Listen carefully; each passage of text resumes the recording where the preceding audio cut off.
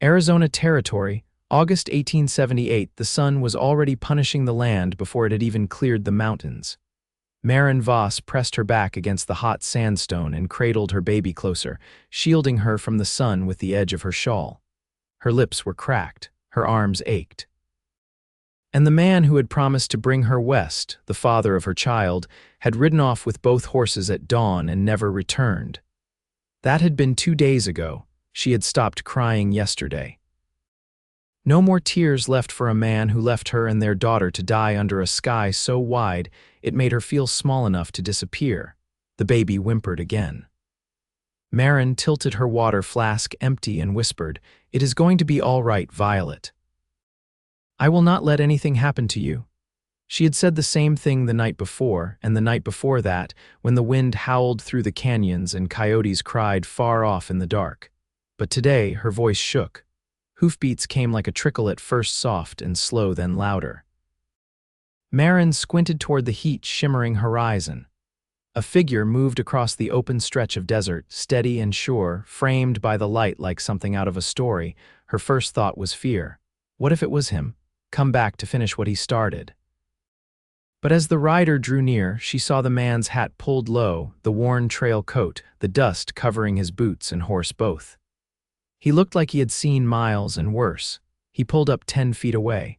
His horse snorted and stamped, and Maren clutched Violet against her chest. The man dismounted slowly, hands open, calm. "You all right, ma'am?" Her voice scraped her throat. "Do I look all right?" He took in the dry canteen, the baby's flushed cheeks, the way Maren's skin was burned red across her collarbone. "No," he said.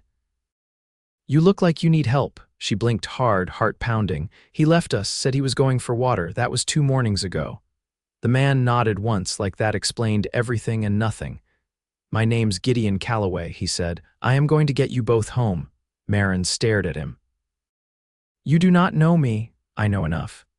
He pulled a full canteen from his saddlebag and held it out. She hesitated, then reached for it with trembling fingers. She took a slow sip, then brought it to Violet's lips. The baby drank weakly, eyelids heavy, then let out a soft hiccup and drifted into sleep. "My name is Maren," she said after a moment. "Maren Voss." Gideon gave a short nod. "You got people?" "No," he waited. "I came out here because I thought I had someone." "Turns out I did not." Gideon looked down at the sand, jaw working. "You got her," he said, nodding toward the baby. "That counts for something." Maren looked down at Violet's sleeping face, then back toward the empty horizon where the man who abandoned her had vanished. "I cannot ride," she said. "Not with her?" "I got a bedroll and gear. You ride, I walk. We take it slow. You would walk through the desert for 2 strangers." "I would not call a baby a stranger," he said, "and you are not either anymore." She did not know what that meant, but she nodded. Gideon helped her onto his horse, then tied the reins to his belt and started walking. The sun climbed higher. Hours passed. They stopped once to rest in a narrow canyon where shade stretched long across the sand. Maren offered to walk. Gideon refused.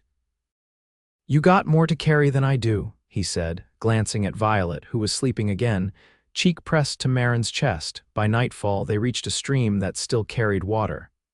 Gideon built a fire and set beans to simmer in a dented tin pot.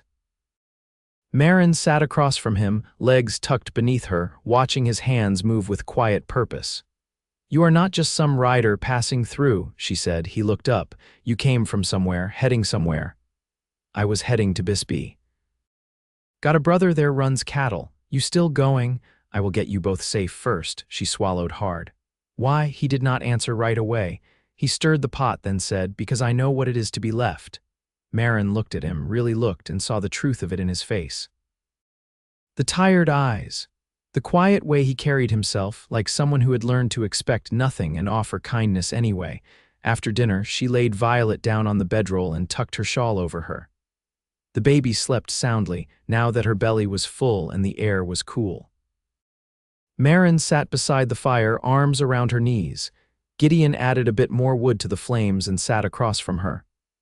"I do not know how to thank you," she said. "You do not have to. I feel like I should." He met her eyes. "Just let me keep helping." She stared at him. In the firelight, his face looked softer, not just worn but kind. I am not used to people staying, she whispered. Maybe you just needed to meet the right one. Her breath caught. He stood after a while and rolled out his own blanket a few feet from hers. Get some rest, he said. We move early. She watched him lie back, one arm behind his head, looking up at the stars like he trusted the sky not to fall on him. That night, Maren slept better than she had in weeks. And for the first time since she had been left in that desert, hope stirred in her chest, small, warm, and real, because Gideon Callaway had said, "I will get you both home." And somehow she believed him. The morning came quiet and pale, all cool breath and long shadows before the heat returned.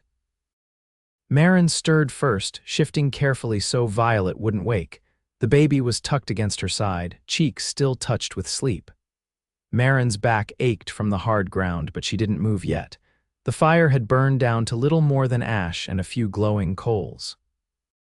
Across the campsite, Gideon stood at the edge of the stream, sleeves rolled to his elbows, washing his face and neck with cupped handfuls of water. His movements were methodical, not rushed, like a man who knew better than to waste anything not water, not time, not thought. When he caught her watching, he nodded once. "Coffee's near ready," he said. "It won't be what you're used to." "I don't think I remember what I'm used to," she said, voice still rough from sleep. He poured her a tin cup and brought it over. Maren sat up slowly, balancing Violet in the crook of her arm. The girl stirred, then latched onto her shawl with a soft, instinctive grip. "You sleep all right?" he asked. "Well enough." Gideon crouched nearby, arms resting on his knees. "We'll follow the stream north a ways. There's a trading post a day and a half out if the trail stays clear."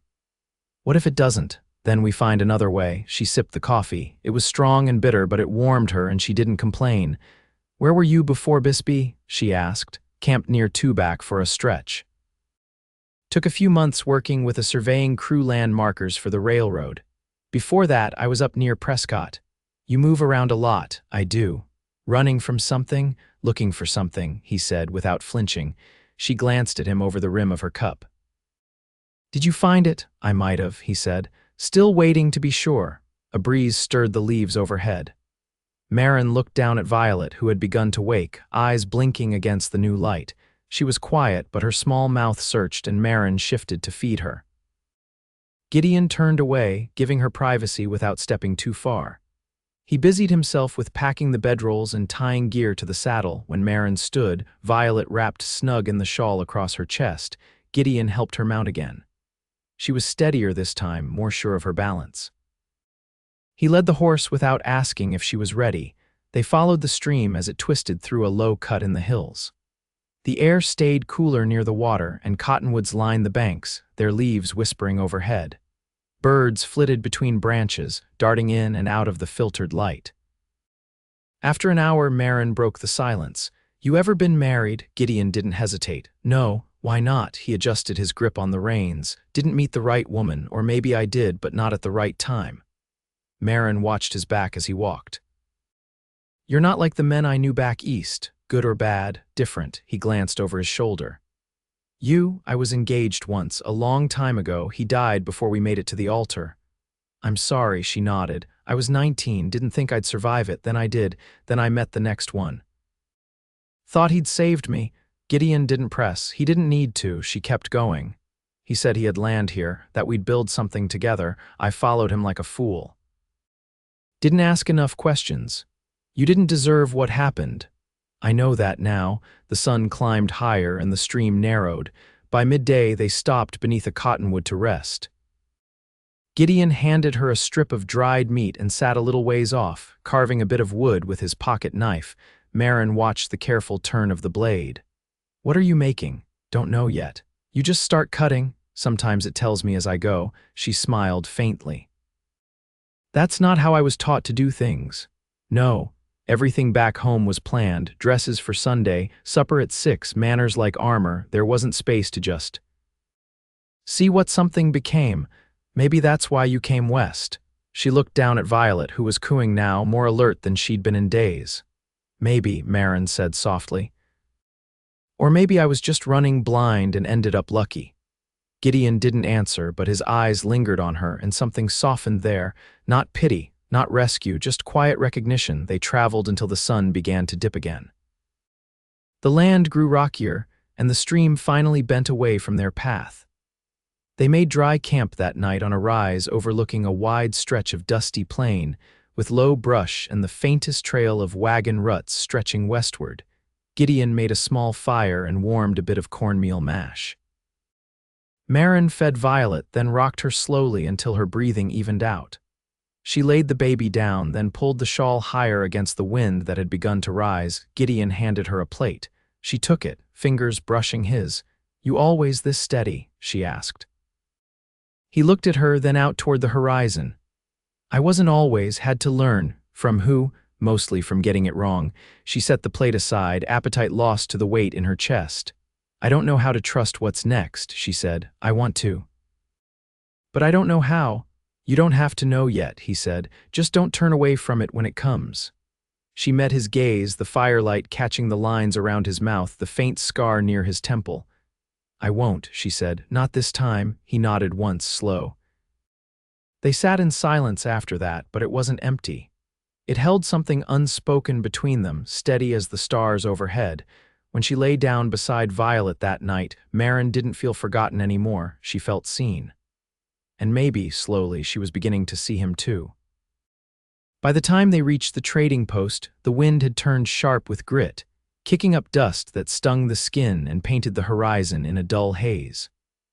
Maren kept her shawl drawn close around Violet, who had grown more alert, her eyes following the sway of the world with quiet interest. The post was a squat structure of adobe and timber, walls patched with old canvas in places where the sun had split the clay. A lean man with half-missing teeth and a rifle across his lap sat outside on a stool, carving a piece of driftwood into what looked like a spoon. Gideon raised a hand in greeting. "You got room for 2.5, the man didn't look up. "Long as you're not looking to trade lies." "Only coin and work," Gideon said, that earned him a glance. "You're Callaway?" "Still am." "Got a message came through 2 weeks back. Your brother sent word, wants you down in Bisbee sooner than later." Gideon's jaw tightened slightly. "I'll go when I can." The man shrugged and nodded toward the side of the building. "Got a cot in the storeroom, ain't clean but it's dry." Gideon helped Maren down from the horse. She moved carefully, every muscle tight from the ride. Violet stirred against her chest but didn't cry. Maren adjusted the shawl, her fingers brushing the baby's hair with habitual tenderness. Inside, the storeroom was dim and smelled of tobacco and leather. There was a cot in the corner, as promised, and a half-barrel of apples gone soft with heat. Gideon rolled out the blankets and stepped back to give her space. "I'll check the water trough," he said. "See if your horse is still holding up." Maren sat on the edge of the cot, rocking Violet gently. The child had begun to hum a soft, tuneless murmur, content in a way she hadn't been in days. Maren touched her lips to her daughter's forehead and closed her eyes just for a moment. Gideon returned with 2 tin bowls and a small loaf of bread. "It's all they've got on hand." "Supply wagon's late." She accepted the bowl, surprised to find it filled with lentils and bits of salted pork. "This is more than I expected." "You don't need to expect less anymore," he said, leaning against the doorframe. She ate slowly, watching him in the flickering lamplight. His coat was dusted with sand, the cuffs worn near through. There was a calm around him she couldn't name, like something deep-rooted that didn't shift with the wind. "You said your brother wants you in Bisbee," she said. "He does. You going?" "I will." "Eventually." "You don't owe us anything, Gideon." "I know." She set the bowl aside. "Then why are you still here?" He pushed away from the frame, crossed the room, and crouched near the cot. "Because there's something in you that still thinks you've got to do this alone. And I've seen what it looks like when people carry too much for too long." Maren's throat tightened. "I've had to." "You don't anymore." She looked down at Violet, whose tiny fingers had curled around a fold in her mother's dress. "I don't know what it would be like to let someone stay." "You don't have to know yet," he said. "But you could let it happen, 1 hour at a time." She didn't answer, not right away, but after a moment she reached out and touched his wrist, just a brush of her fingers, light as breath. The next morning the wind had died down, leaving the world strangely still. Gideon saddled the horse in silence, his movements precise. Maren stood nearby, Violet bundled against her chest, her eyes on the eastern road. "I've been thinking," she said. "About Bisbee?" He paused, one hand on the saddle horn. "What about it? I could find work there. Sewing maybe, or cleaning. I've done both. Violet needs a roof. And you?" he asked. "I need to stop running." He nodded. "Then we ride together." She searched his face. "You sure?" "I wouldn't say it if I wasn't." They rode out before the sun had cleared the hills, the road ahead pressed flat by wagon wheels and memory. Maren didn't look back at the post. There was nothing behind her she needed anymore. As they moved east, the land began to rise, soft hills stitched with sage, the air clearer now, more forgiving. Gideon rode beside her, not ahead, not behind, just close enough. They didn't speak much, but something had shifted. She felt it in the way he glanced over when the wind picked up, in how he handed her the canteen without asking. And she saw it in Violet's eyes too, the way the baby turned her head toward Gideon's voice, calm and curious. By dusk, they reached a narrow bend in the trail where a cluster of mesquite trees offered shelter. They set up camp without discussion, the rhythm of it familiar now. After supper, as the fire settled low, Maren sat with Violet in her lap and watched Gideon smooth out the blanket near her. He didn't ask to sleep close, he just did, and she didn't stop him. "You think people can start over?" she asked, voice hushed. "I think sometimes they don't have a choice," he said, "and sometimes they do, and it's better when they choose it." She nodded, staring into the fire. "I want to choose it," she said. He didn't reach for her. He just looked at her like he'd been waiting to hear those words for longer than she'd known him. And when she laid down that night, Violet curled soft between them, she didn't feel like a woman who'd been abandoned. She felt like someone who'd been found.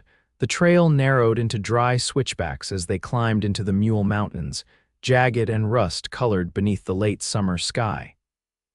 The heat had softened with the elevation, but the air still clung to the skin, thick with dust and coppery scent. A pair of hawks circled far above, riding the currents in slow spirals. Gideon walked beside the horse, his gait even despite the incline. Maren sat straight in the saddle, arms firm around Violet, who dozed against her chest with a hand curled into Maren's collar. The baby had taken to the motion of the ride, lulled by rhythm and warmth. They didn't speak much during the climb. The trail demanded attention, and the silence between them had settled into something companionable. But when they crested a ridge and paused beneath a bent juniper tree to rest, Maren eased down slowly and passed Violet to Gideon without hesitation. He took the child with care, cradling her against his chest, his hands supporting her small back. "I never knew a man who could hold a baby like that," Maren said, wiping her brow with the edge of her sleeve. "I grew up with 5 younger cousins on a sheep ranch," Gideon said. "One of them was always falling asleep in my arms or throwing up on my shirt." She laughed, low and surprised. "That explains the steady hands." He looked at her then, and for the first time his gaze lingered. "You've got good instincts, you don't flinch easy." "I flinched plenty once," she said. "It just stopped being useful." He nodded, and for a while they stood together beneath the tree, the sound of the wind moving through the leaves like breath. By late afternoon, they reached the edge of a dry arroyo where the trail widened.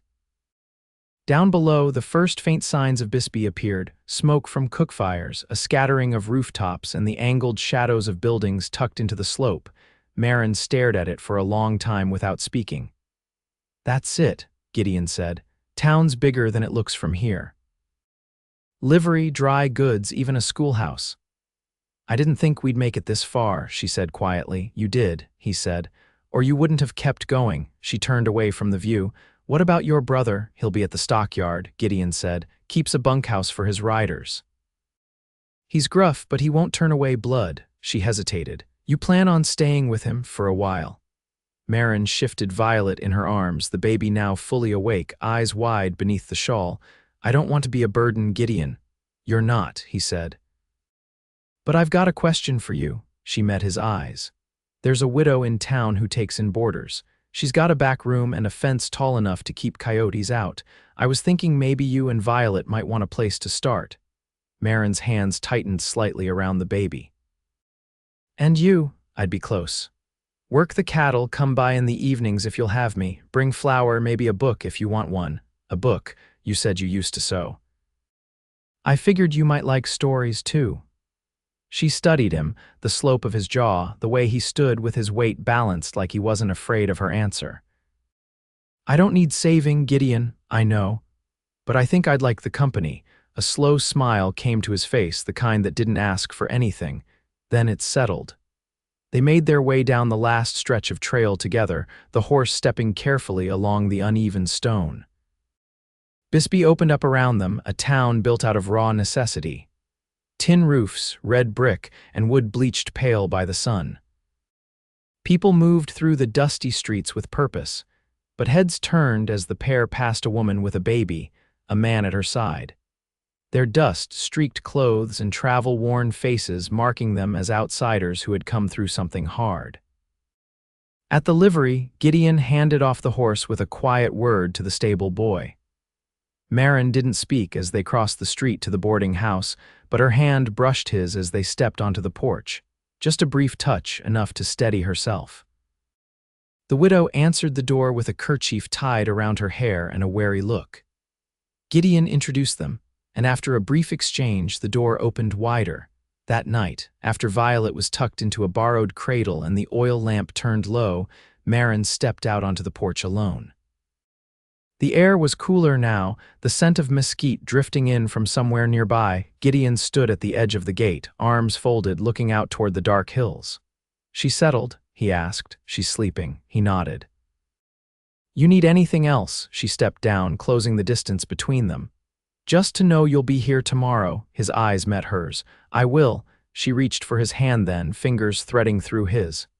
I think I started believing that back on the ridge, she said. He squeezed her hand, not hard, just enough.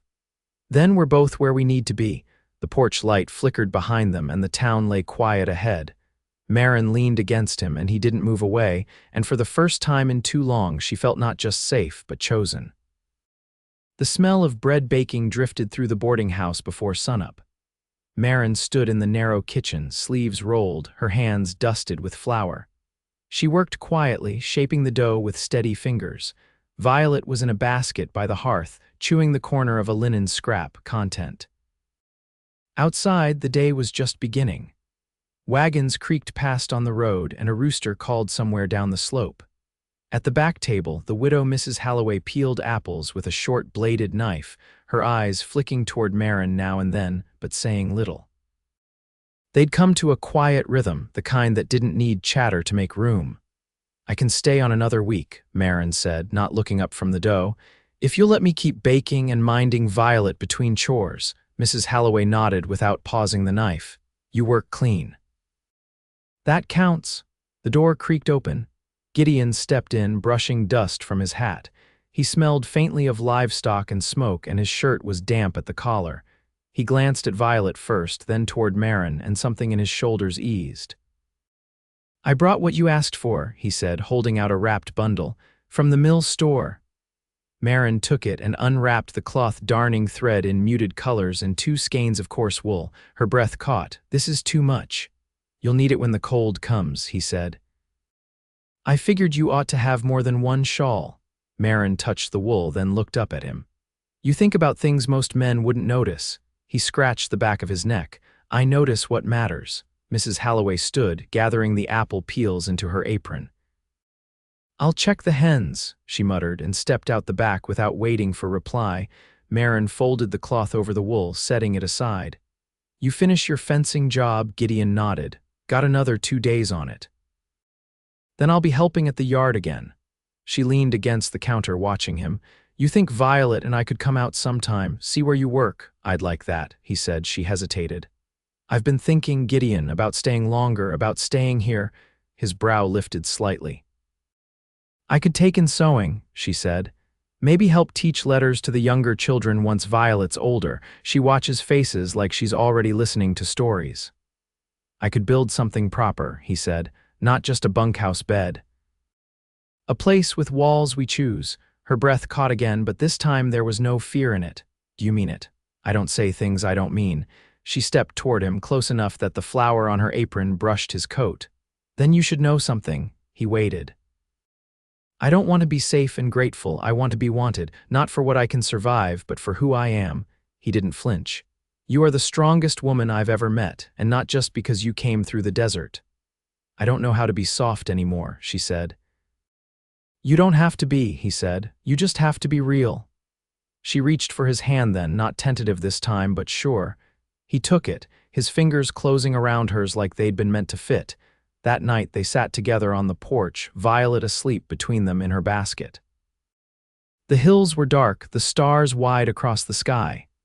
Maren leaned her head against Gideon's shoulder and he rested his cheek to her hair. "You ever think," she said, voice low, "that we might have already lived through the hardest part?" "I do," he said. "And I think what comes next might be the best." They were married that winter in the church at the edge of town, a small gathering of townsfolk and trail hands packed into the pews. Maren wore a dress she'd sewn herself from muslin and lace traded for with baked goods. Violet, now crawling, clapped her hands when the preacher said the final words. Gideon built their home just west of Bisbee, on a rise overlooking the valley.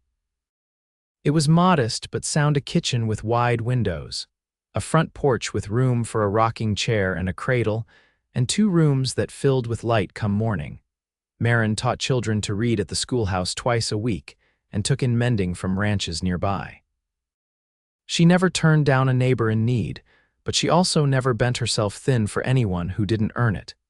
Gideon worked cattle by day and came home with dust in his boots and fresh bread waiting on the table. He never stopped noticing the small things: when Maren's hands ached from sewing, when Violet cried differently, when the wind changed, they grew slowly, the way good things do. Maren laughed more easily now. Gideon spoke more. Violet walked, then ran, then began asking questions faster than they could answer. And through it all, no one left. There were quiet nights with their hands clasped on the porch, and mornings when Gideon kissed Maren before the sun reached the window. They spoke less of the past, not because it disappeared, but because it no longer shaped the ground beneath them. They had built something, not out of desperation or need, but out of choosing. Every day they chose again, and they were happy. Not in the way stories promise, but in the way that lasts.